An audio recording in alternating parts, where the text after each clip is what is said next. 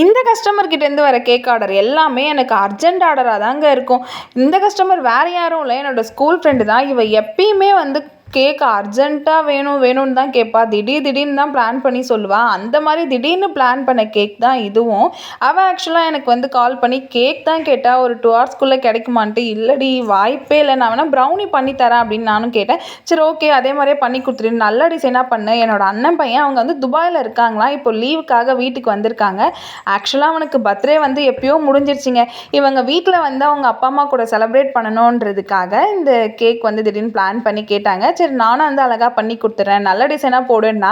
என்கிட்ட பார்த்தீங்கன்னா கொஞ்சம் ஆல்ரெடி இந்த அனிமல் ஸ்டிக்கர்லாம் இருந்துச்சு. நான் பேபின்றதால அதையே வச்சிடலான்ட்டு எல்லா பக்கமும் சுற்றி வந்து இந்த அனிமல்ஸ் எல்லாம் வச்சுட்டு பேபியோட நேம் அந்தவன் அப்படின்றது அழகாக ப்ளேஸ் பண்ணி இந்த ப்ரௌனியை வந்து முடிச்சுக்கிட்டேன். அவங்களுக்கு ரொம்பவே பிடிச்சிருந்தது. உங்களுக்கும் பிடிச்சிருந்தா லைக் பண்ணி கமெண்ட் பண்ணுங்கள்.